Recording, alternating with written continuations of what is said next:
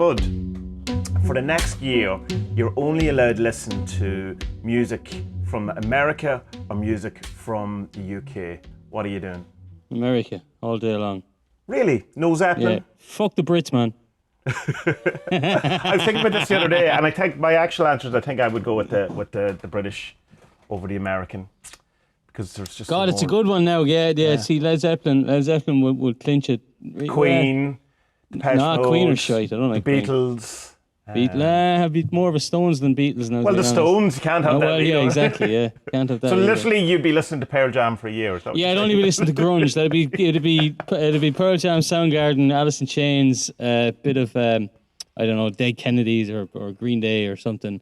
And yeah, that'd be it. It'd be the 1990s all over again.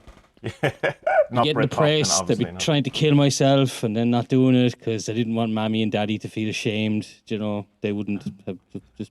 What am I on about? You make me say too many secret things. I literally asked you a question about music. I know, yeah. You're fucking secretly doing sigils there or something. Make Spud talk. Come here, did you ever drink so much that your penis gets smaller the next day? Jesus, no. Like, drink alcohol, dehydration. God, I don't know what the fuck is wrong with me. I drank far too much whiskey. Can I just point out that you brought that up all on your own. None of my sigils were involved in that. I can't ask Aga and I can't ask me ma. You know, they weren't even drinking yesterday. But like, I was like, they weren't drinking, so I'm like, well, fucking go and show yous what I'm made of. Yeah. Right. Are you hungover as fuck now, yeah? I was this morning. I'm not too bad. The mind is willing, but the body is weak. I hate that. And the mind is getting weaker. I don't know what. I woke up this morning like full of beans. I was like, yes, loads of energy. And then, yeah. And then it hit me. Just went, oh no, Monday. Like Garfield. Remember Garfield used to hate Mondays? Yeah. And then there was Monday the 13th. Would happen once a year as well. That was a great comic strip. So you okay now? Like, is your penis the normal size shape? No, it still hasn't come back properly. I don't know what's wrong. Imagine it doesn't. Oh my God. I could leave me. She would, yeah. She said that before about me. How did that? Fuck, what am I going to do? You have to go one of those bottle things that, they look really painful. The pump things, is it? Oh, Jesus Christ, why? Like, whoa, I don't know. And they don't work, allegedly. Most people use them just for masturbation rather than extension. There was a program on, or documentary about a guy. I don't know if it's still on Netflix, but I bet he was going around doing all the different remedies and all the different cures, whatever, to get a bigger penis. And there was one point where he's like, I don't know, it's in some mad country anyhow, and he's going to get these injections and going through the whole thing or whatever, and he's just about to go in, and he goes, hold on, what the fuck am I doing? I goes, no! Yeah, wasn't there something with W.B. Yeats and like ape testicles or something, monkey testicles? Oh, really? Yeah, I can't find anything really conclusive on it, but I've been looking into the Golden Dawn stuff because why not? Why not? Well, no, I think as a group and kind of what they were trying to do is really interesting. They were trying to get just all magic or occult teachings from all over the world and put it all together into one thing. So I mean, it's not that different from the lady who we're going to talk about later, like Theosophy, and like, yeah, there's you can find certain things that say that he wanted more virility, you know, because he wasn't he wasn't a very manly man, like, you know, he really wasn't, like. So there was this kind of treatment being spoken about during his time of getting like. Getting the semen of apes put in there to make you more manly. But it's like, why would you want monkey jizz? I assume it's the kind of thing of that there's more testosterone for us, and being that testosterone was created in the scrotal area. And pee is also stored there, it seems. Yeah. Just go all out and just get like alligator jizz or fucking... Again, I would say it's because, we're nearly monkeys, aren't we? So that's more likely to be work for me than some alligator who's not. Yeah. I don't know. You do hear some mad stuff, particularly if you ever get into the weightlifting and stuff like that. There's like loads of stuff, things people do like that. It's crazy stuff, like to up their testosterone. Yeah. There's some stories that allege that he had them sewed onto his chest. Now, the more you talk about this, the more I've heard stories like this. I don't know if it was about him, but like, there's definitely... Could you imagine going around with 2 monkey balls on your chest, just swinging away there as you're jogging? Like, And then, like, I mean, obviously they're going to start rotting because, you know, like, I'm going to, the smell. Not only fresh monkey balls, I'm sure smell bad, but imagine decomposing monkey balls. Why weren't we taught about this when we were doing English in secondary school? You know, because they were trying to turn us into factory workers, not factory workers. Yeah. I was expecting, because you know Seamus is recovering from his heart attack. I was expecting him to have a kind of a, you know, a Patrick Kavanagh comes back to life and just he has his lung transplant, becomes a new man and sees the wonder of the world and writes just amazing poetry from then on, because everything before that was just misery and hate. Yeah.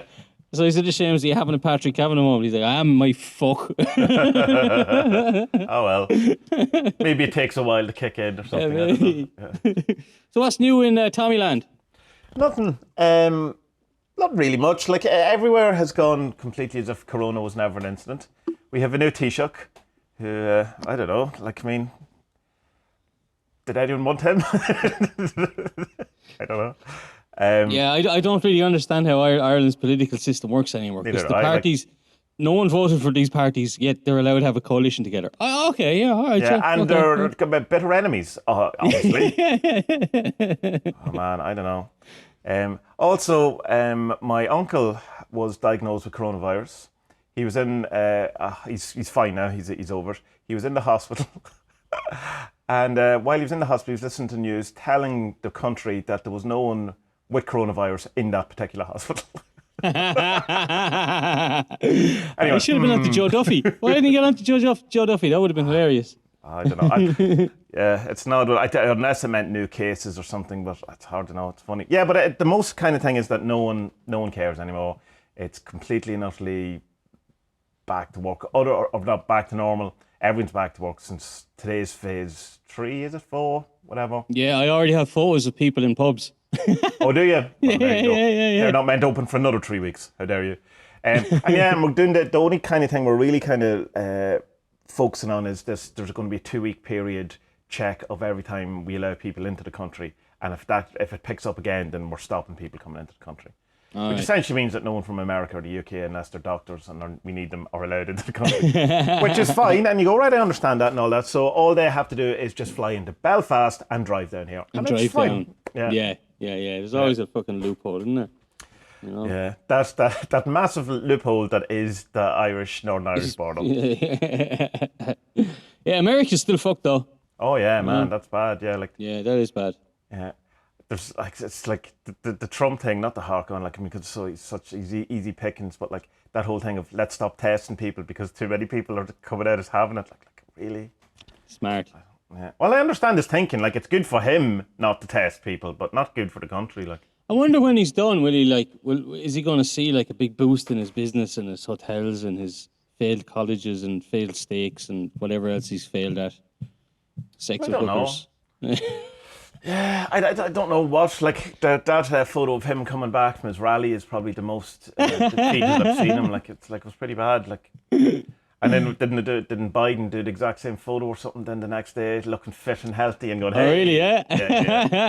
Yeah, he's not going to look fit and healthy. He's like 1,000,000 years old or something, isn't he? Yeah, and he's a fucking weirdo sniffing girls and stuff. Yeah. He was the only time he was really fun was those Obama Biden memes. Remember them? They were funny. Yeah. They were funny because it's ridiculous. But then you go, oh, maybe that's true.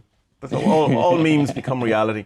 I don't know. You see, like that bit where you've seen footage, and I know you can cherry pick all this kind of footage, whatever. But stuff we can't remember is his own name or what he's doing, and all that just seems. But Ronald Reagan spent 2 years with no brain as president as well, and no one cared. It was fine.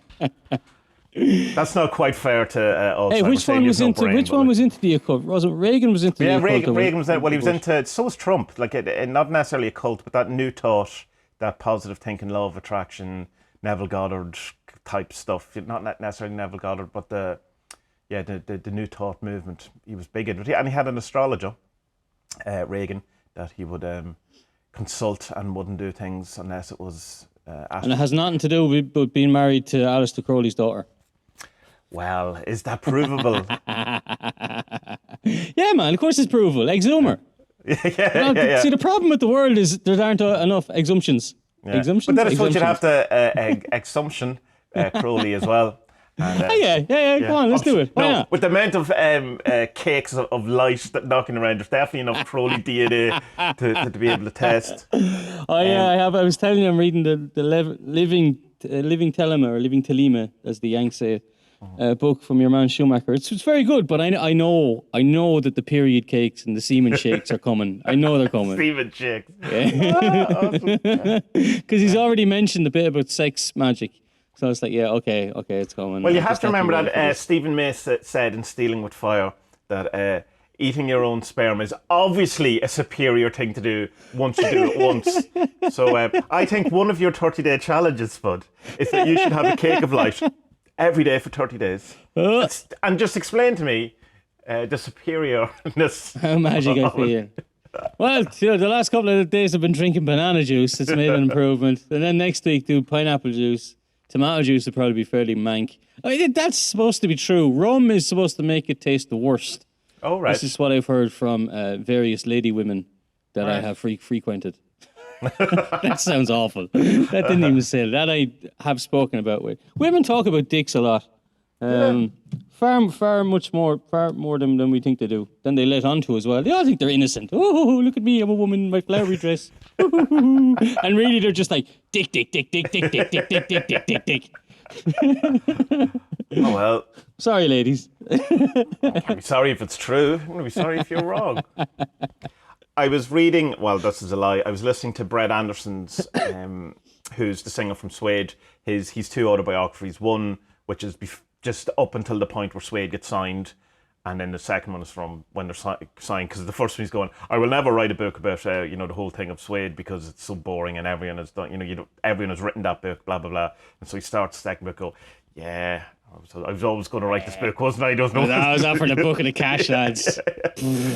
But it's like the whole way through, he drops that. Oh, and I was reading Diary of a Drug Fiend, which is a Crowley novel, and I was going, oh, that's interesting. And then he got into Golden Dawn or whatever, the whole thing. But he pronounces Crowley, and I was going to slap him. I was shouting at Brett Anderson. Oh, come on, man! Oh, he reads it himself. Yeah. Oh wow, that's mad. Isn't it funny? I got the Grant Morrison's book, the Super Gods one, and he doesn't read it, which I thought was mad. Yeah, I find that very. I mean, it could have been. Maybe he just can't read. So much better. So. Maybe he can't read. That would be very weird. Well, he does. He draws all the scripts. He doesn't know. Well, he does type them out then. Yeah, and it's like there's something about an audiobook, a biography in particular, that if it's not read by the author, it just it doesn't do it. Yeah. Although Robert Anton Wilson's did audiobooks of what you call it? That his why my brain not work? They're just here. It's Cosmic Trigger. Oh my God, my brain. And so, but they got a guy to do an impression of him, and he does it really well. And he's the guy who actually played him in a play and stuff like that. Okay. And it's quite good. It's not the same because like Robert Anton Wilson has a very unique particular voice that you're not going to. But it works in as much as doing a posthumous kind of audiobook.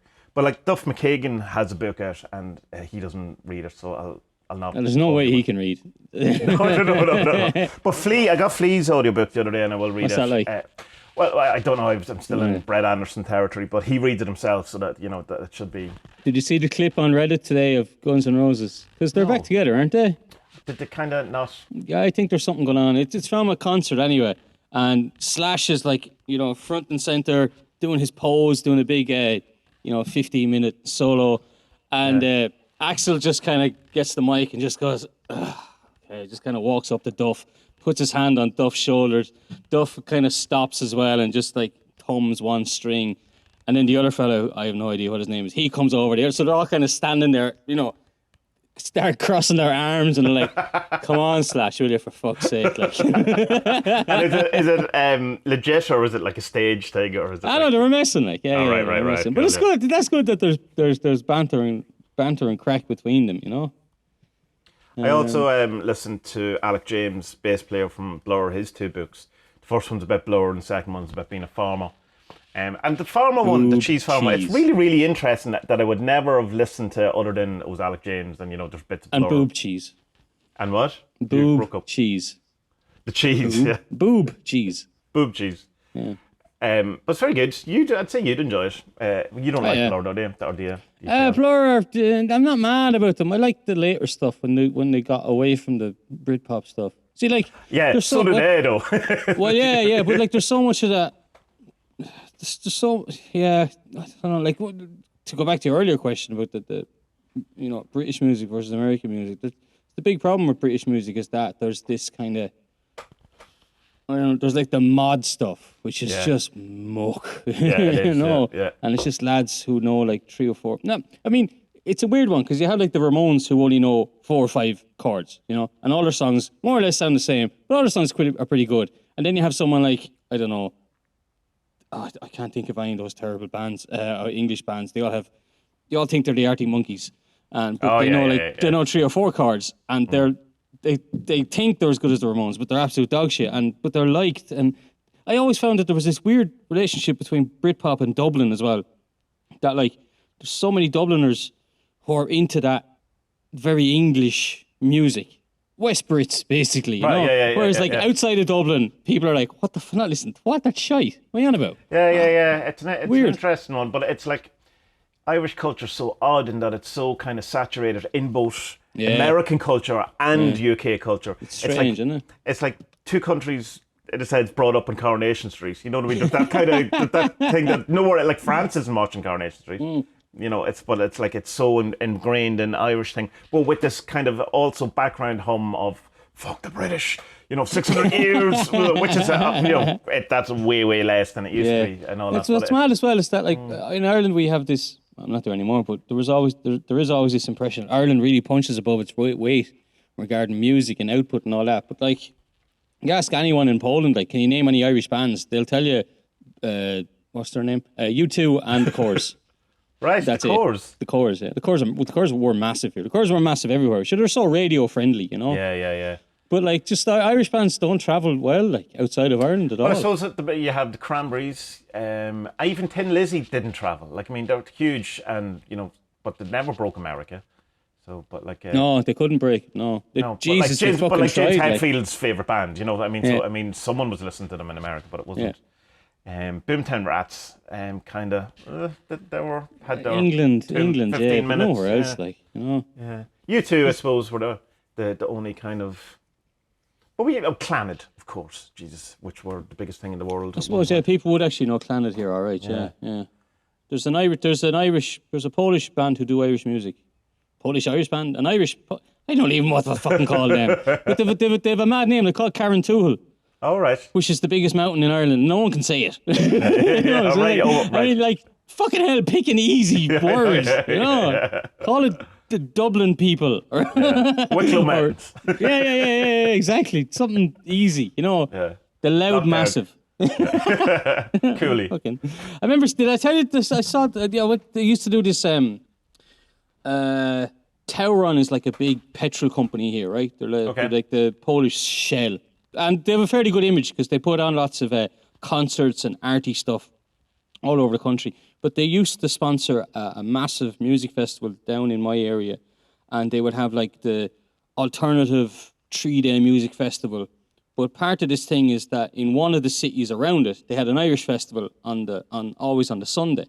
So I used to go to it, and the first year I rocked up to it, there was me and my Italian buddy, and I had old like Guinness shamrock hats and a big red beard, and they still use our photo for the PR for it. It's mad. Every year we get to see ourselves being advertised. It's funny. Although they've stopped doing it now, but up to. But anyway, we were sitting there, we had a pint, and next this trad Irish band are playing, and like, we thought they were, all called Johnny O'Neill, and they're all from the back arse of nowhere in Mayo, and then they stop and they're speaking in Polish, and holy shit, like, it's really bizarre for me that Polish musicians fucking love this Irish trad music, because we, in Ireland, we're like, oh God, here we go, I have to listen to this shite, like. But they were brilliant at it. Other than one guy in your class, mad into it. But then, right, we had just heard the tail end of that song when we got the pints, sat down, had the pints, and next thing they launched into, go on, what was it? Come out, you black and tans, come out and fight me like a man. And I was like, holy shit, Fabrizio, this is like a proper IRA song. Like. I was looking around going like, you get thrown out of pubs for singing this one. Exactly. Like most people don't know the words of the song because it's offensive. Kind of. You know what I mean? It's mad. It's not offensive. It's volatile. Let's put it that way. It's not offensive, but it's like it's an IRA, a proper IRA song. You know, like kill the Brits, kill them. It's mad. Yeah, it's this Polish band, and I'm sitting there going like, do these lads know the significance of it? And yeah, of course they fucking do. Like, they must do, you know. Yeah, they're not going to pick up that song just, you know, in an Irish ballads book. You know, 50 Irish classics. Bizarre. I've seen another one as well in a pub on St. Patrick's Day, and they were amazing. They had uilleann pipes and everything. Right. Fucking fantastic solo work. Not a word of English. Right. I was trying to talk to him. Not a fucking word. Couldn't speak a word of it. Probably fluent in Gaelic. For shame. You, Murphy, and you can't speak your own native tongue. No. Mad. Absolute mad. You know?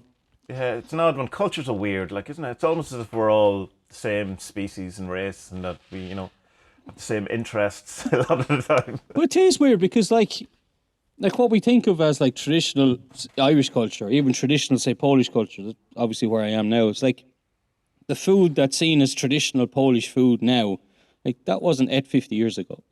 Right, you know? right, yeah. And it's the same in Ireland. In Ireland, like, it's traditional Irish stew. Well, okay, all we ever had to eat was stew because we were so poor. But like, we don't have what we think of as tradition is like 100 years old, maybe 200. It's something even Irish dancing. Irish dancing's not that old.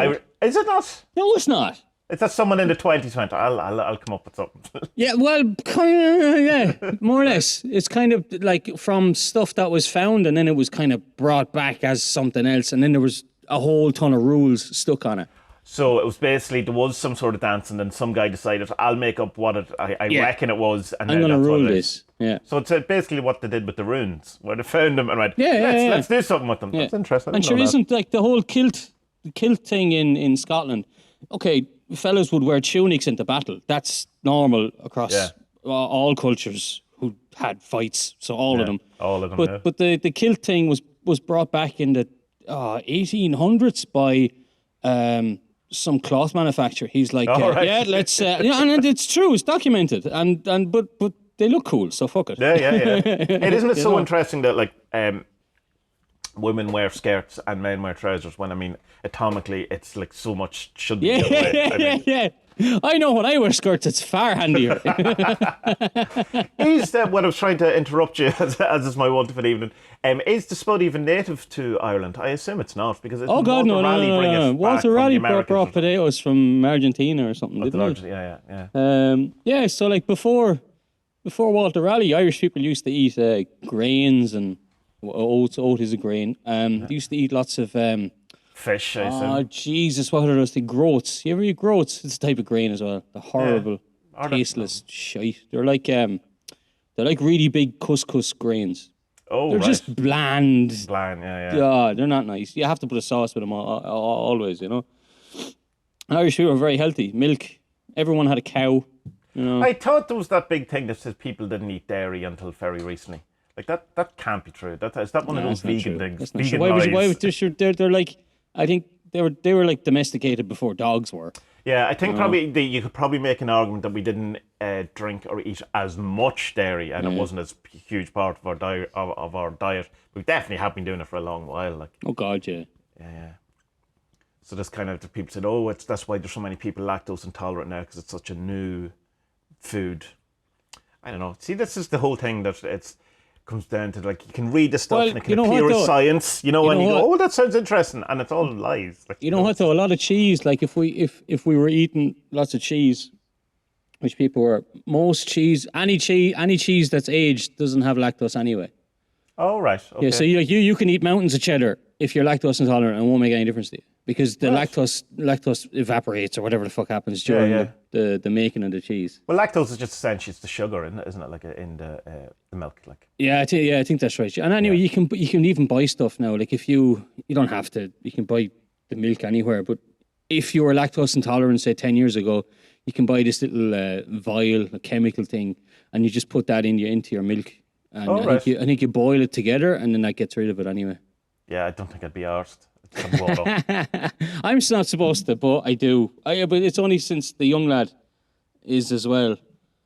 So we do buy the lactose-free milk, like. And Yeah, we went through a phase of drinking the cashew milk, and it's just like, so expensive, but compared to milk. But it was lovely, and I enjoy this more than real milk. And whenever we got back into just drinking normal milk, skim milk, and then we said, we'll get, for special treat, we'll get the cashew milk, and we got it. I was like, yeah, that's disgusting. But it wasn't disgusting, but it's still lovely. Cashew milk of all of those milks, it's definitely the nicest, I think. Lovely in coffee. But it's just, you get so acclimatized to it. And it's the same way when you go from full fat milk to, say, semi-skimmed or skimmed, that then when you go back to full fat, you go, hold on, what's this? Yeah, what was I doing? Idiot. Huh? But if you just have your 1% or whatever it is every day, you just, that's what milk becomes very quickly, Watery, white, muck. It's not, I don't like it. You just put it in the colour of your tea. That's not a thing here. Only pregnant women do that. It's only England and Ireland, strange. Man, that put milk in their tea. In some parts of India do it as well. Right. Nowhere else. Well, America, I assume, put milk in their tea, but they don't do tea that much. They're really only fake British anyway, or not like something. I don't know what my joke was there. Wouldn't it be mad? Sort of insult anyway. Wouldn't it have been a mad world if Benjamin Franklin had decided, because it was pretty much his decision, what language they'll speak, because it was almost French. Yeah. It was almost French. Oh, was it? I thought I heard German. It was nearly French. Well, there's a lot of Germans over there, right, because they all hightailed it after World War One and between the two wars, and then after that one as well. But French was the lingua franca, so they thought they'd go down that route, and then they decided not. That's what Canada did, isn't it? Essentially, to have the dual. I think it's mostly speak English. So in Montreal, is it Montreal or is it Quebec? That's French, isn't it? That's what. I don't remember one of them. Yeah, but I think Canada's a bit different now, because I think they just had like fuckloads of immigrants from France, right? Rather than what the Americans had, But French is the national, like French is one of the national languages. Yeah. Be cool. Right. We've babbled for half an hour, as is always. Have we? Yeah. How do we fill in half an hour with so much? I don't know, because I always think, do we need a topic at all? We could just probably talk for an hour. Sepherion was sending me a message going, lads, you're great and all that, but could you maybe start the conversation of whatever he's going to talk about by explaining to the people what you're actually talking about, rather than just assuming that everyone knows what you're talking about. And I think we are very guilty of that. Just going, yeah, so what do you think of Crowley? And then people going, I've never heard of this man before. Could someone explain him to me? So, not putting you on the spot, because I'll do it if you want, but do you want to give an introduction of who Madame Blatvatsky is? Trying to look for her name here firstly. I have it so. Maybe read the first paragraph of Wiki or something. It's Helena Petrova, isn't it? Helena Petrova Petrovna, I think. Blatvatsky. Blavatsky. Blatvatsky, is it? Blavatsky, yes, something. Blavatsky. HPV, which is HPV is the vaccination thing, isn't it? Yeah. That's the vagina cancer, isn't it? There's a lot of penis and vagina stuff coming from me today. I apologise profusely. This is what happens two things happen when I'm hungover. I get really, really hungry or horny. And horny. Yeah. And I'm sorry that ye have to be here for this. But like I was going to say my mother-in-law. The mother-in-law is still here, as in my mother. Yeah. So, the frustration. Anyway, she was a Ukrainian lady from Ukraine. From the Ukraine. From Ukraine, not the Ukraine. There is no the Ukraine. There never has been the Ukraine. It is Ukraine. Stop. Why did that happen? Where did that? Because in the documentary, the definitely said the Ukraine. It comes from. So the word Ukraine is actually a Polish word, which means Ukrainia, and it means from the country. From the no, it means from the country. Basically means culture, is it? No. Well, kind of. It means, but it can also be translated as borderlands. So because the Polish Empire was massive, right? And the Russian Empire is obviously fucking huge. But in between the two of them were these people who weren't Polish, but also weren't Russian, but were Slavic, but never really had their own nation. But they were a separate people, Right. Like down where my mother-in-law lives now. Just after World War II, there was the war kept going between the local Polish and the local Ukrainians, because the Germans had promised the Ukrainians, "We'll give you a country if you side with us." So Okay. like lots of Ukrainians did fight with the Nazis, but then after the Nazis were defeated, they wanted to keep fighting because they're like, well, you know, we were promised something, we're not going to get it, and everyone's like, well, fuck off, the war's over, and they're like, no, we want a country, and so they kept fighting with the Poles for 2 years, and eventually Stalin just had to step in and just say, come on to fuck, will you? And then he starved them. Oh, prick. nice. So there's a little bit of history for you. So she was from Dnipro in Ukraine, and she got the name Blavatsky because she married a lieutenant in the army or something like that, and she only stayed with him for 6 months or something.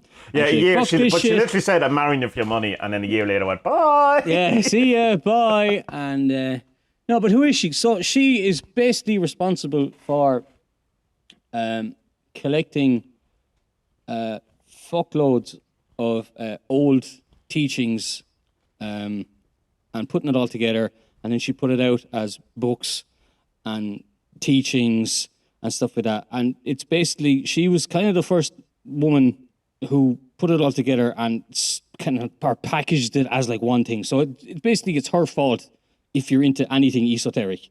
Well, that's She's what I the one mean who put it all in the together. West. In the West, yeah. So if you've ever heard of a chakra, or you've ever heard of energy, or the etheric, or auras, even yoga, there was no yoga or in Europe yoga, before or her. any of these things, it's because of of her. this woman. Yeah.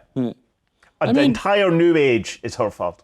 Yeah, the whole thing is all her fault. And like, I mean, so watching those couple of things that we watched, there's Who Are You, Madam Blavatsky? Which is that's a Russian documentary that was shown on Russian TV. And it's English. The English dubbing's over. It's kind of distracting, but you can get through it. There's another one called Spiritual Traveler, and what else? There's another one. Well, the one, which is the one that with 5 minutes ago just turns into Spanish for no reason whatsoever. It's just, that one? Yeah, I don't know. It's just like yeah, and then everyone's speaking Spanish. You go, what's going on? There's another one from Theosophy UK. I watched some of that one as well. And there's one about the essential teachings of Helena Blavatsky and Rudolf Steiner, which is interesting too.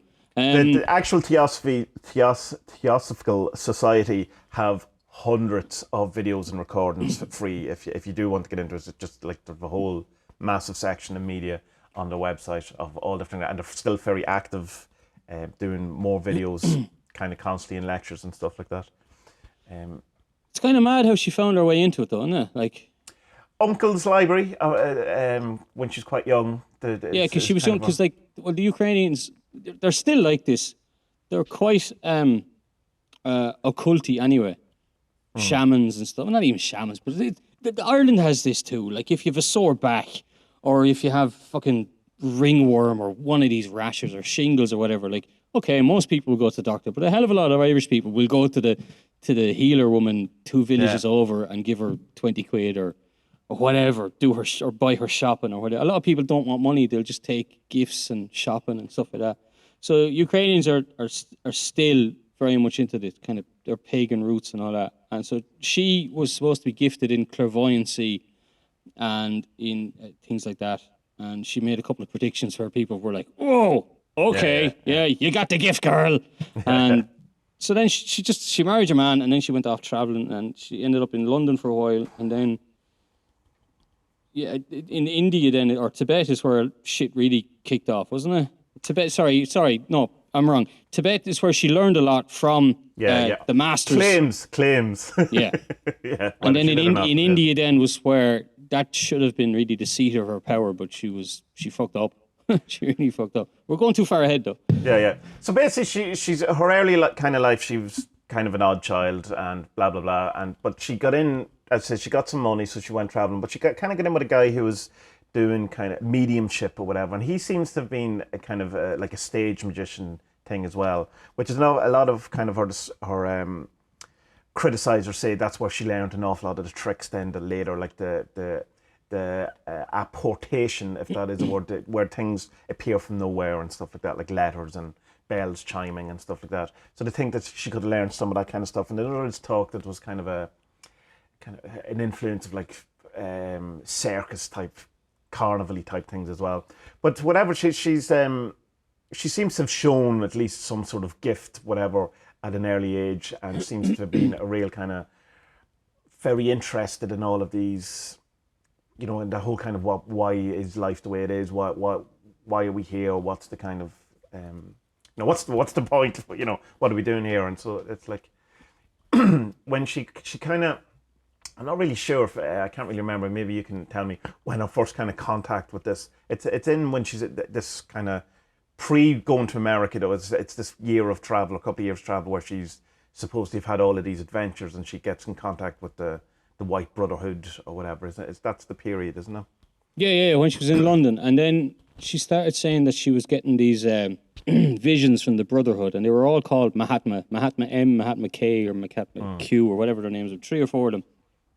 But she would have these visions during meditation, and they would reveal to her secrets of the universe or whatever. Now, it's a bit like with Hermes and how his books came about. He had visions, and he met the angel of God, or whatever, something like that.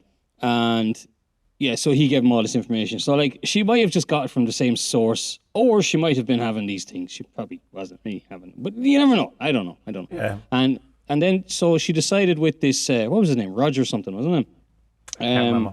Her whatever. No, what was he? It was kind of like the opposite of not normal, but the opposite of what you usually hear. Like the artist usually has like a female muse. He seemed to be able to get the best out of her, you know? Yes, yeah.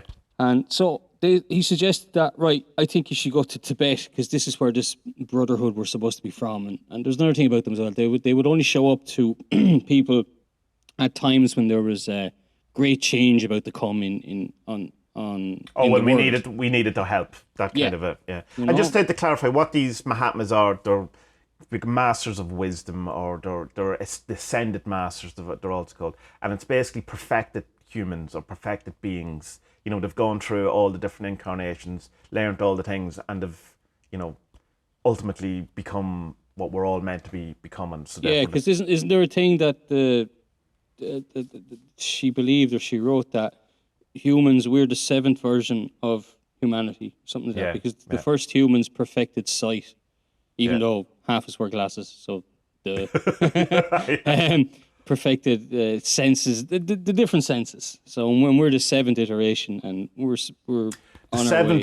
I think it's the 7th root race, and that would race Spuds, and there's this kind of, which is the kind of accusations then of racism that gets thrown at her, in that there seems to be a kind of thing where she's saying that maybe African or black people, whatever the thing is, from a lesser root race than what white people are, and which is that's problematic, you know, at the very least. At the very least. But and that there's the whole Aryan thing as well. But she uses Aryans in a different kind of way than the Nazis do. Although because she predates obviously the Nazis, that whole thing is influenced and, you know, brought into the Nazi thing. But there is a good case, a very good case, to make that she's you know, her teachings are, you know, racist, like in that kind of, because of this root race thing. And it starts with Lemuria, which is the kind of civilization that predates Atlantis. And so that was where the first humans kind of emerged. And there's this kind of idea that, she's not really into evolution. So it's like that, you know, the way we have it, that first was sea life possibly, and then it moved to land, and then, you know, it evolves to humans.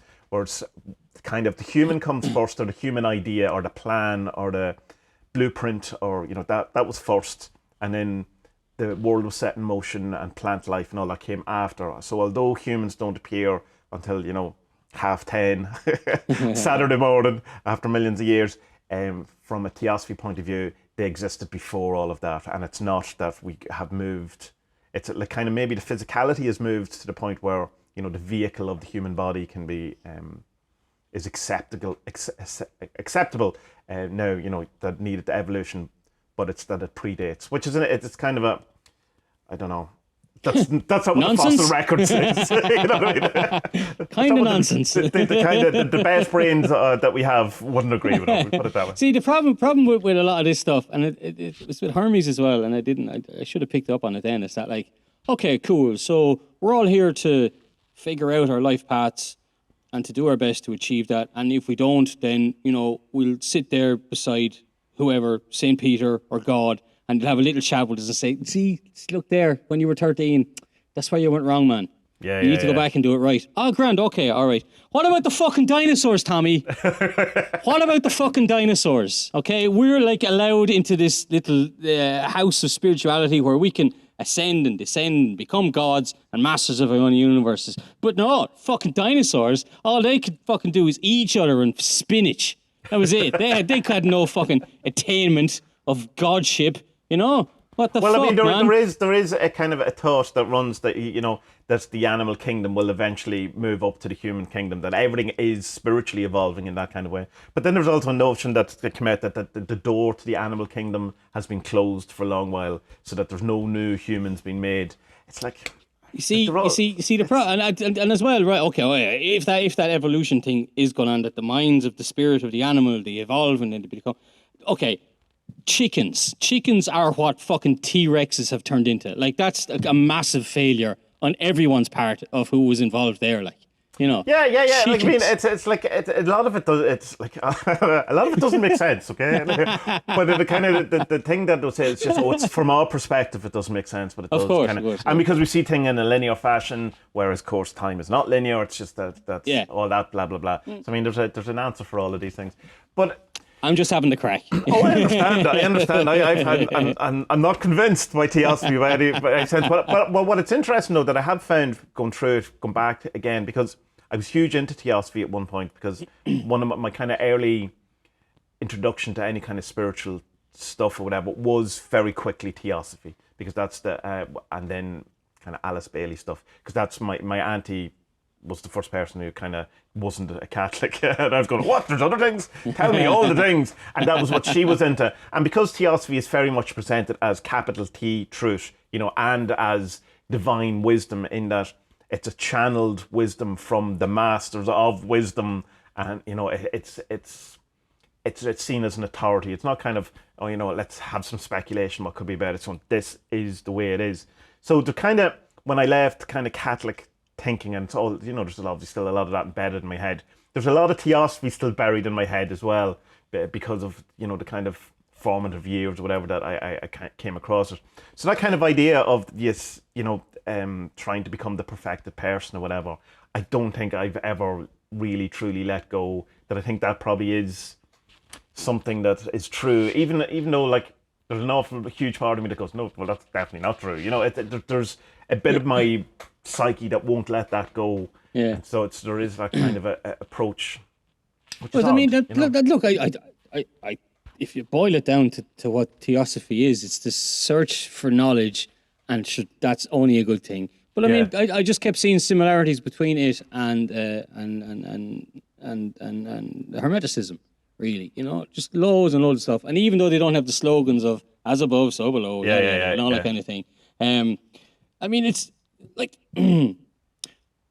probably stuff like that wouldn't have come back into occultism and all without her. You know what I mean? Because definitely, like I know that the Medicis during the Renaissance, they found some of Hermes' old written tablets or whatever. They were translated into modern Latin and then into the Italian. But then it disappeared again. And then through people like Madame Blavatsky, stuff that's been brought back again. So yeah, it's only a good thing that she was doing all these things and looking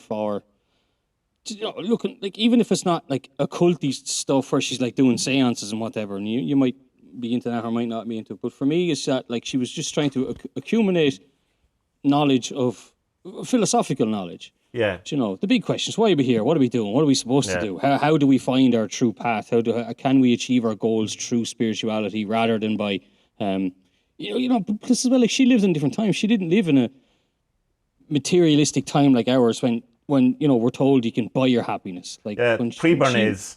Pre-Bernays, But I suppose during her time, it would have been quite different. I mean, she traveled the world and seen all these different cultures. Growing up in Ukraine certainly wouldn't, or rural Ukraine certainly wouldn't have been anything like that. And then like moving to London, maybe it would have been a bit more materialistic, but it also would have been the class structure would have been a huge thing for her, kind of when she was there and struggling to fucking eke out and meet the right people and stuff like that. So I mean, I like the documentaries until the Indian stuff, and then I just went, ah man, Yeah. man, what were you thinking? Yeah, so do you want to explain that? So, her main thing for her teachings was, as we said, so she would do meditation, and she would have the visions, and then she would channel it, and someone would write it down, or she'd write it down, whatever. But they had this, herself and that Roger fella, I think was his name, they had a... Is this Alcott you're on about? Yeah. Yeah. The guy with the big, mad, awesome beard. They had a headquarters in India, because they went to... After she had done her studying in Tibet and learned... It's what sounds like transcendental meditation and all that kind of stuff. Yeah. They set up in India because they wanted to bring back these teachings to people, and rather than to try and convert the silly brown locals to Christianity, they were like, no, you are right. You guys have it going on. I'm just gonna bring it back to you, But then she would have these.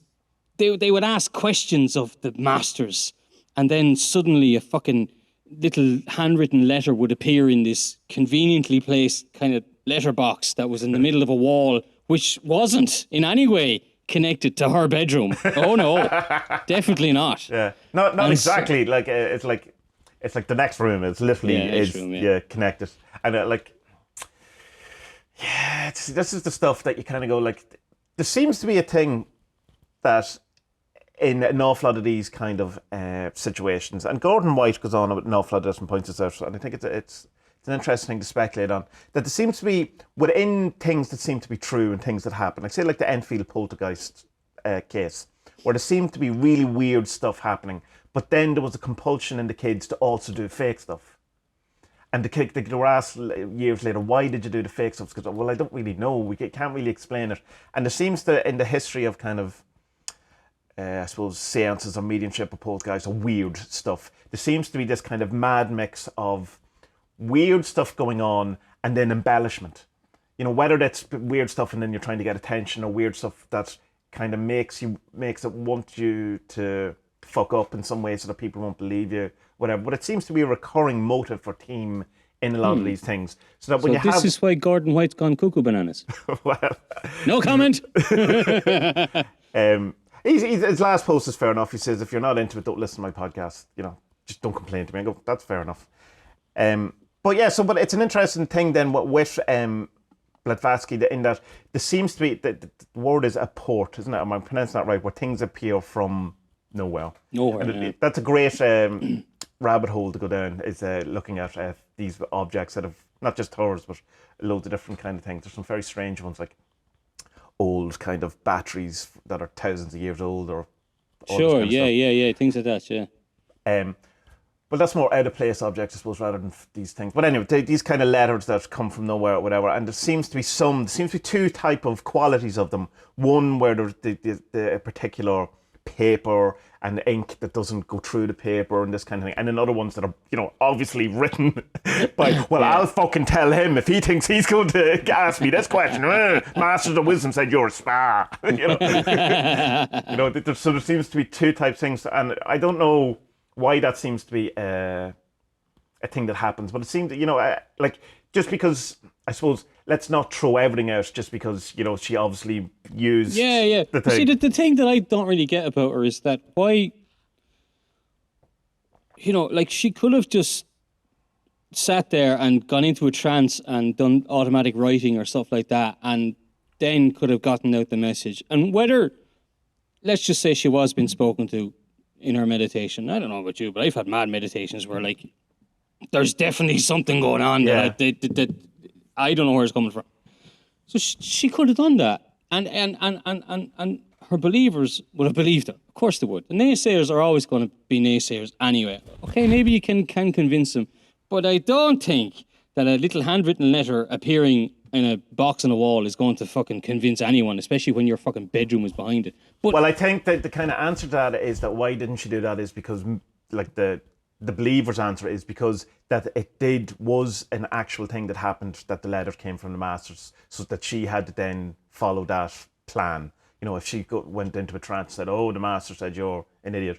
She goes, well, why didn't they write to me? Because they write to everyone else. So that was kind of the setup of it. Ah, that's why. Okay, I missed You know, that so bit that then. But like thing. that's. But the I other mean, thing, just about the thing is, it's not just in a meditation or whatever. She claims she's met these actual people, that the thing, and the masters themselves don't claim to be spirits. Like they're actual people. Like one of them, Dwal Kul, is a llama farmer. Like he says, it's not just that we're here sitting around in some sort of chamber or some sort of palace, just going, what's Spud up to today? Can I help him?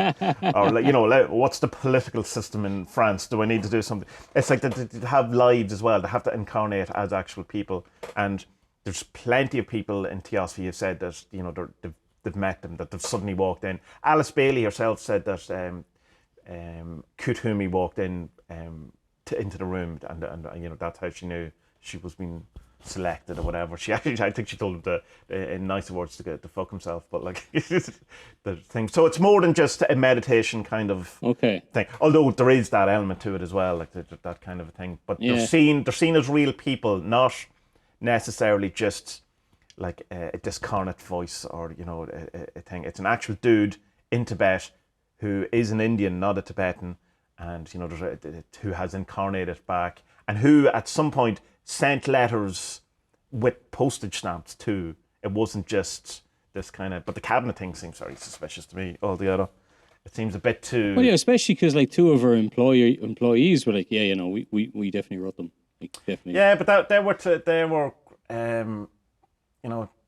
they're problematic in that they kind of went against her, and one of them was thrown out of the Theosophical Society, and that one of that complaints was to a Christian magazine, which kind of has to colour it a bit. Yeah. Now, that's not to say it's not true. It's just that it's suspicious, equally suspicious as the appearing letters are suspicious. Yeah.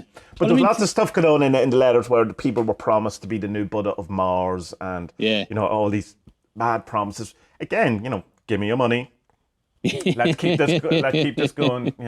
It's going. See, that's the kind of bit where it's not that it lost me. I still think that her gathering knowledge and looking for the secrets of the universe or blah blah blah, whatever, all these kind of things. I think that's great and fair play to her, but she just made one or two mistakes in the way she did it.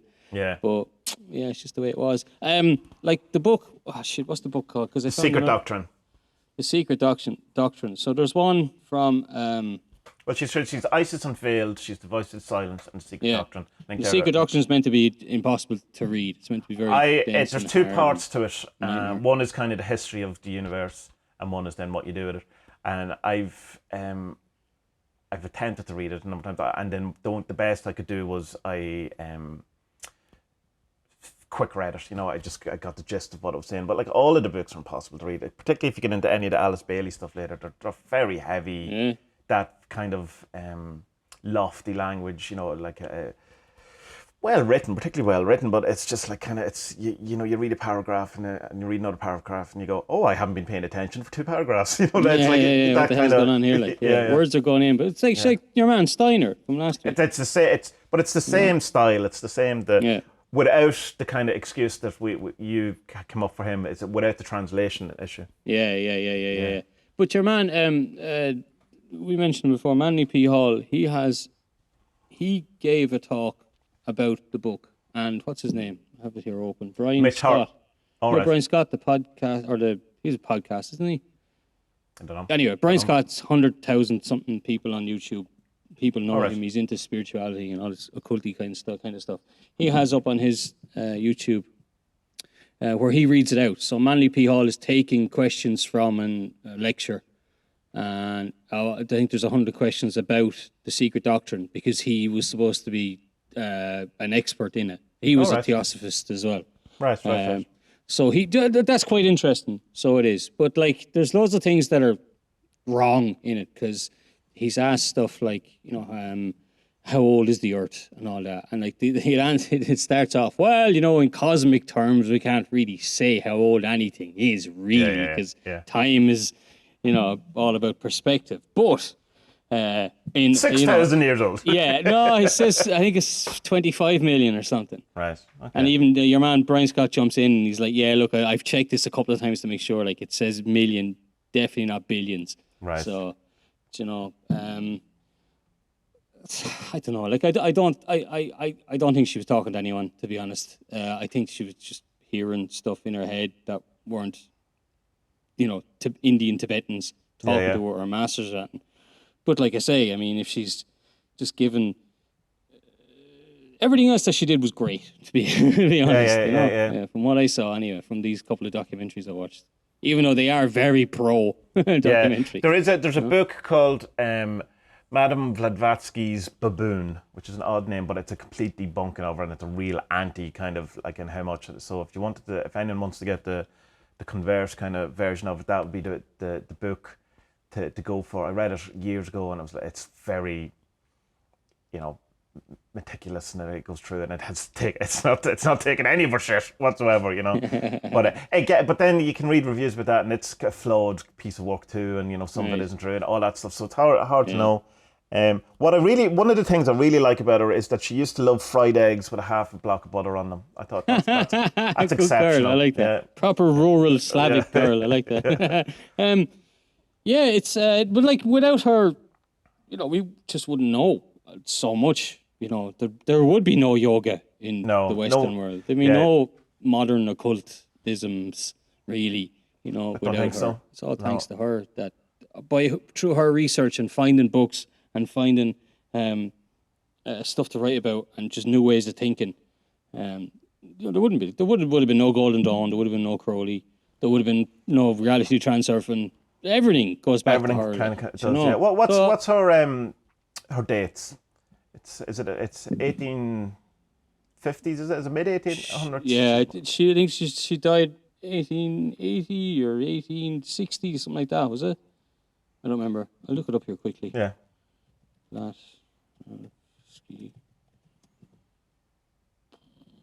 1891. So Golden Dawn is like 30 years later, isn't it? 20 years later, So no. Golden Dawn's 1890s. I'm pretty is sure. It? I think so. Yeah. But anyway, it's fairly if it's not predating it, it's contemporaneous to it, and it's definitely an influence on it.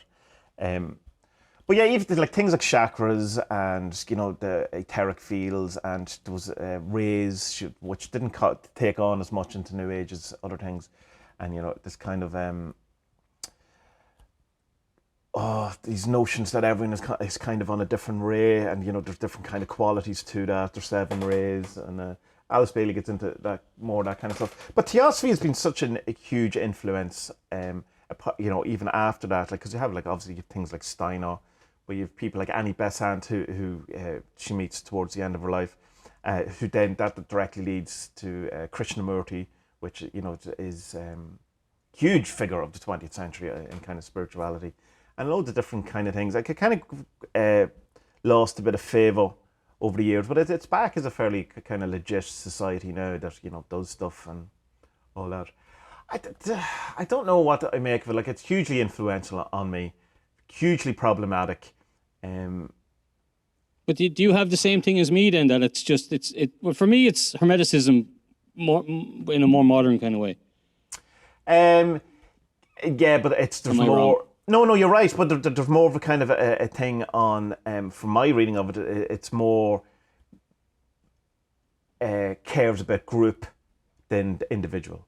That it's more about the evolution of humanity rather than the evolution of Spud. Whereas Hermeticism is kind of about how you can get through that kind of thing. Yeah, so there's like a lot of, it's more about the race and the overall kind of thing. And and then their ideas of reincarnation as well. It's a thing that people kind of overlook at reincarnation. It's like they're saying they're kind of, and which is the proper kind of reincarnation thing. It's not that Spud reincarnates.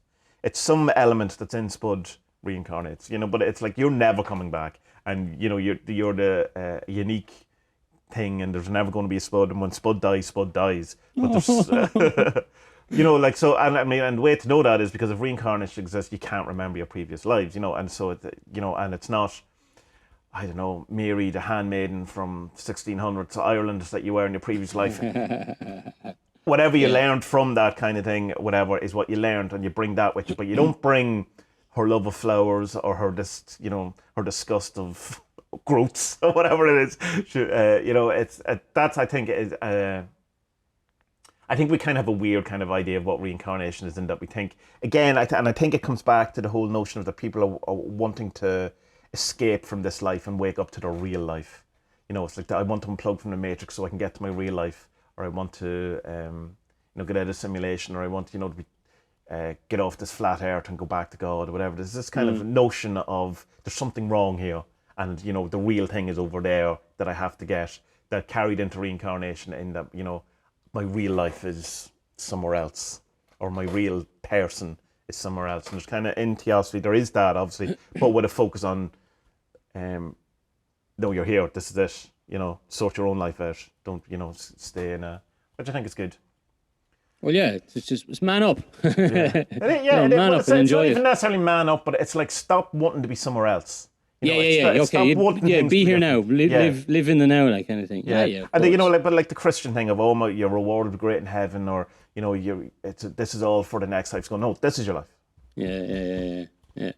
Somewhat. I mean, and then there's the whole kind of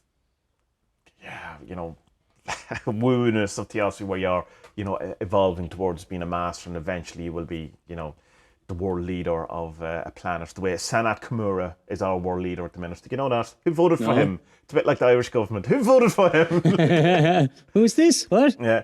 So he's the master or whatever. He's the soul of the planet. Sanat Kumura, or some sort of pronunciation. He's another master of wisdom. Her master was Master Moira, and the guy who helped her write the books was Kuthumi. And he comes up in an awful lot of fiction work and stuff like that. You see him mentioned a fair bit.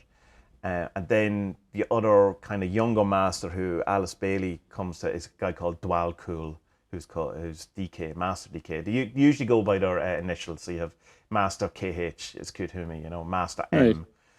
Right. There's Master Jesus and there's Master Christ, because there was two souls incarnated in that body. Okay. It's I don't know. All of that stuff leads to the New Age, and it gets watered down, and the bite's taken out of it, and it's made all fluffy and light, and life is great. Because I mean, if you have the secret lodge of the Great White Brotherhood, awesome. You also have the secret lodge of the Great Black Brotherhood, in a kind of a non-racist nomenclature. Like it's the good and the bad. I know we have kind of weird kind of dichotomies of it or that, but it's like that. It implies or infers a negativity by having like people who are here at times, who will incarnate at times of great stress, or when humanity needs them. Then you would have to go, well, so do the other dudes, so the other guys. And you don't have any of that in New Age. It's all, like, even angels are the most amazing things in the world. Not the things that bring plagues or kill children or, cause floods. No. They're here just to help you find your locket that you lost. Yeah. Sorry about the whole Egypt thing. Big misunderstanding. It's just, we fucked up there, like, So like, wait, no. So she didn't believe in a bad chi, a badness. No, she did. No, she did. She did. I'm just saying that didn't translate into the New Age. Okay. That kind of got exercised out of theosophy in that they took all the nice stuff or whatever, and that's what you kind of have to know. She was. So maybe there's like levels of it, where it's like the Freemasons, and the further up you go, you're like, shite. I have to eat fucking semen shakes, don't I? Fuck's sake. But Crowley was also... bad magic? Come on. I don't want to put a curse on him. I like him. Well, you see, they wouldn't see it in those kind of terms at all. It's not like that kind of stuff. Crowley, he called them the secret chiefs rather than the White Brotherhood, but it was the same kind of idea. And it does, I suppose... I saw you got asked a question on your Facebook there about, is the 40, could the 40 servants be used as... I even looked up the name. Cliffot. Yeah. It's like the bad Kabbalah. Yeah, it's Cliffot being, I think it's broken glass. It means broken.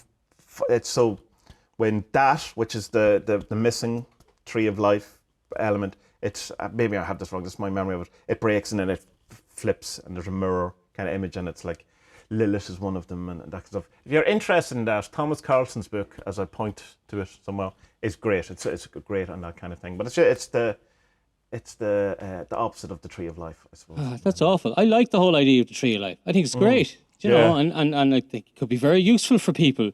But now that there's an opposite one, they don't like that. That makes me sad, Tommy. It makes me sad. It makes me kind of scared. Like, you know, by living scared. on this planet, that it's not all good. I know it's not all good. And it has to be. You have to have a cosmology that's representation of it, and we don't really. We have a kind of a, in I suppose, our want to believe that the world has our backs. Right. Yeah, I suppose it's just that I thought, because the thing is with the Kabbalah, you can learn. Yeah, but the thing is, not everyone is a believer of the, or would have the Cliffot as part of the Kabbalah like that. It's right. Not necessarily part of everyone's Kabbalah. It's just I would have thought that there's enough balance in the Kabbalah as it is, like, because you have the different sides and the different paths, and this is this and that is that, and too much of this is this, and okay, why do you need it? Why do you need an evil? Why do we need evil shenanigans here? We didn't ask for this. Why are you bringing black magic into this? Here's, fuck's sake, the question, the oldest question in the world. Why does evil exist? Why does it? Like it seems the most. If we live in a universe, or if we've incarnated in a universe, or whatever it is that, as a kind of a learning, or as we're here as, playthings of the gods, or whether we're here as entertainment, or whether it's a dream, or whatever. Why does evil exist? Why is there so much pain and suffering and all of those things? And I don't think we have a satisfactory answer other than, we go, oh, well, God fell out with this guy he once created, he wears people snappy to hell, suits. but he punishes bad people, but also good people if the... Yeah. That's a fair point, yeah. I try not to keep myself awake at night thinking about it, though, because I'll just annoy myself, Nah, just try and be good. What I try to do. I don't know if my ma sees it that way, though. God, it's 4 months now, Tommy. Almost 5. Man. She was only there for 2 weeks originally, wasn't it? She was only going to be here for 2 weeks, yeah. Oh, man. I mean, it's amazing how the lockdown experience has been so different for so many people. It'll be like, I was talking to a friend of mine the other day, and I was going, think of the amount of amazing albums that are going to come out next year. Because, like, 1991... landmark albums come out. 1971, you have things like Led Zeppelin 4. In 1961, you have Elvis, stuff like that. So 2001, we probably, not only are we Jewish by the kind of weird way we make dates, but also had 3 months of musicians sitting at home writing songs, going through hell or going through, prosperity or peace or loving, whatever kind of lockdown they had. So there's a lot of great books going to come out of this, But what your experience is going to be, you just spend 4 months with your mum. What did she give out over yesterday? Yeah, she came out. We had mates over yesterday, and we were having a barbecue.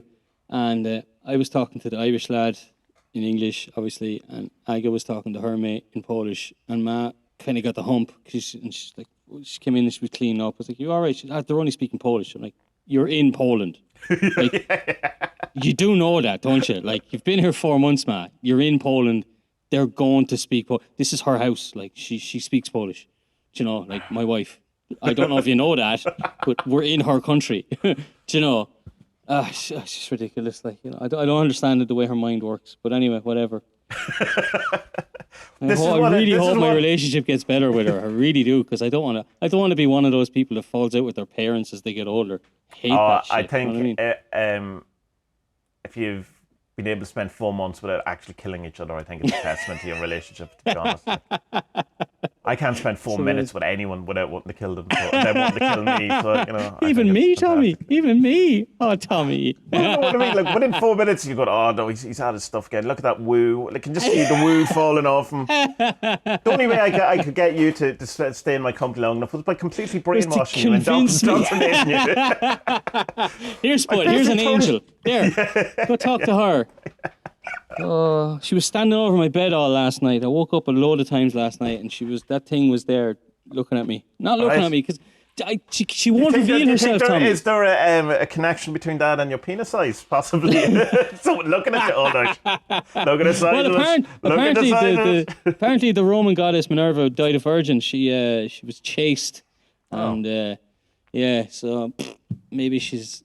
I don't know. It's weird, like, because... there's that Irish woman. What the fuck is her name? Byrne, is it? Lorna Byrne or something. She has books about meeting angels. Angels, Like she yeah. sees angels all the time, and she knows what they look like, and she's met like some of the hierarchy, Gabriel. She's and on the Late Late Show. You should watch that. You'd find that hilarious, infuriating. infuriating. Whatever she does.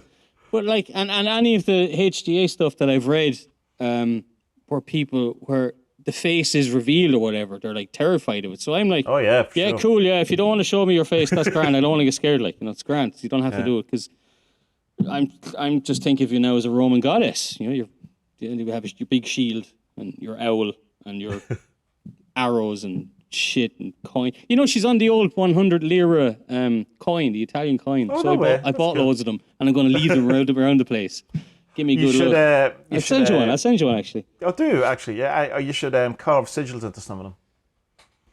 Carve the stuff fundamental into the coin. Yeah, it's kind of hard to do though, innit? Because there's already stuff on the coin. It's not a blank coin, like it's a modern I coin. know. But It only went out of circulation at the euro. Yeah, but like deface them and like Two Faces. I'm coming not defacing Minerva. How dare you? Okay. One last thing about This is Madame what you get for Blavatsky. brainwashing me, man. This was fucking all your idea. You know what I mean? You go into Tommie's house, there's a secret room he won't let you into. It's just voodoo dolls of Spud with fucking angels in weird positions. And really small penises on these. The final thing about Madame Blavatsky is she died age 59 of the flu. Yeah, she had a flu, the poor thing. Yeah. Shite way to go. See, that's saying more cultists die of the flu than they do coronavirus.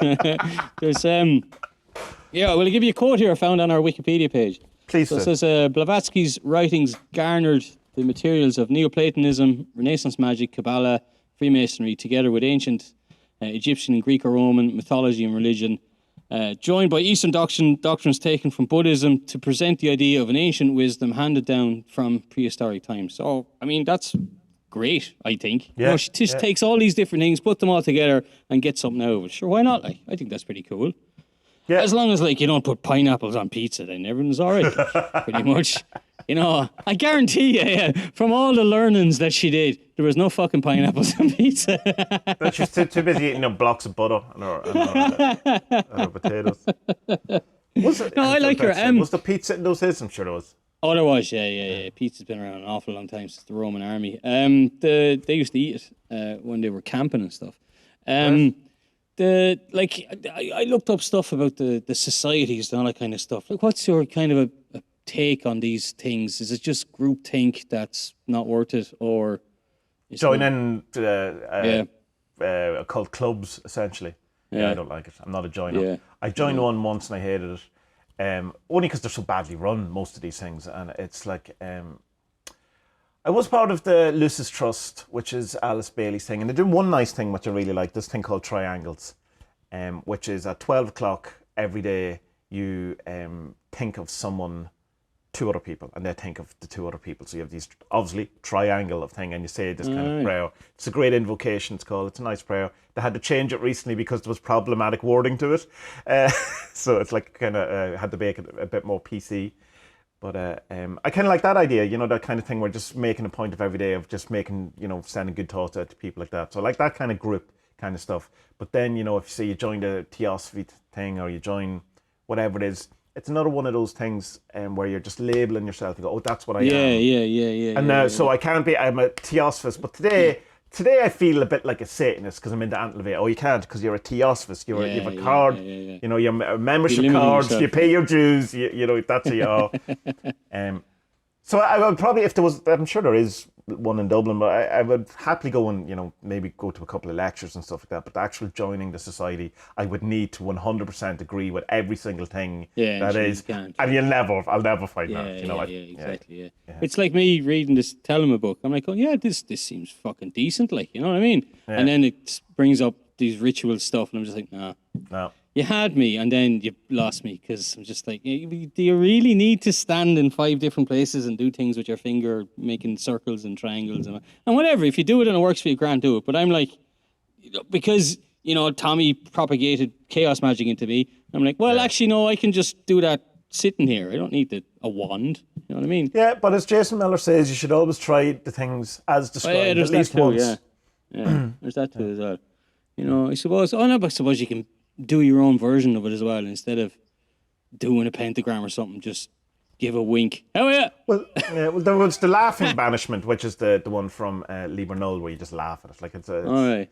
you know. Do you know what you should I advise everyone to go to YouTube at some point and have a look at laughing yoga. It starts off as just going, oh, this is super strange, and then it's really, really funny.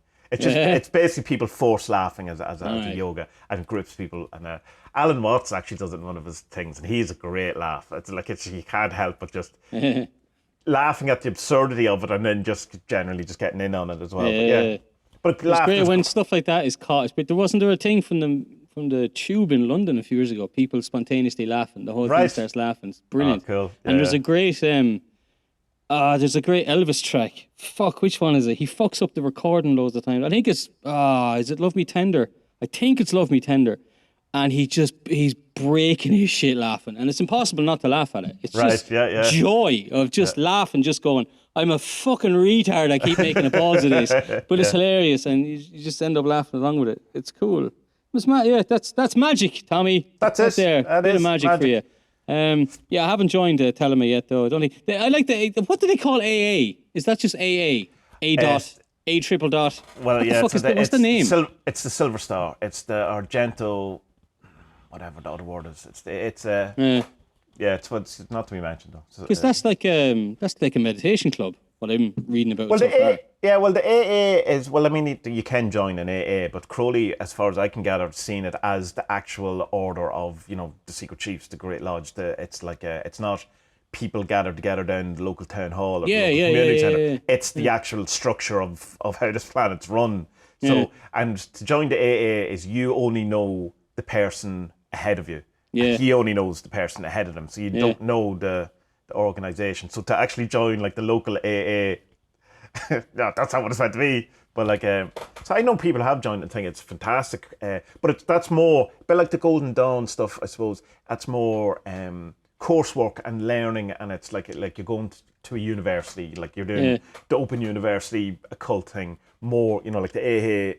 The AA's reading list alone is, Jesus, it's extensive, and all right, and all of that kind of stuff. So I mean, like I'm all for doing courses and correspondence courses and all that kind of stuff, which I think the AA probably more is, even though it is an organisation.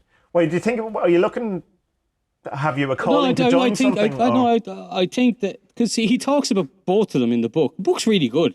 I think it's great. I'm only 50, 60 pages into it or something. I think it's really good. Kind of lays it out and says, right, this is Telema, this is AA, but I'm a psychologist, so since all Crowley's died and since all this has kind of ended, well, okay, it still goes on or whatever, but since then we've had Carl Jung and other psychotherapists and psychologists, and so he puts a kind of modern thing on it as well, and says, right, well, okay, well, you do this ritual because it invokes this, but from a psychological point of view, this is really what you're doing.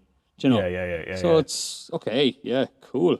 All right, I get that. So if it was like that, I'd consider it all right, but I don't know. But it's like Aunt Tommie, who the fuck has the time? I've so many books to read all as it is. I can't even keep up with Damien Eccles' Patreon, never mind joining the AA. God's sake. Exactly, yeah. No, it seems interesting because I like it that it seems to be more of a spirituality thing than a ritual and going to meetings and basically going to church. You know what I mean? Just watching fellas in robes do stuff. No, I'm not for that. Yeah, I think that's mostly the OTO type stuff. Yeah. Which is later in Crowley's life. Yeah, but like the AA stuff was like, once you do the conversation, the guardian angel, you're like, you jump up ranks and stuff like that. Okay. Like the sound of this, Mr. General Spud Murphy, huh? I can feel a visit from Coranzon in your future very soon. He'll so shit, I've had that. All right. That's fucked up. Right. Holy shit. Yeah. He was in I had this thing of a big yellow wheat field. Right. And there was this kind of this thing jumped in the distance and then got closer and closer and then went wah! Right up in my face kind of thing, and it looked like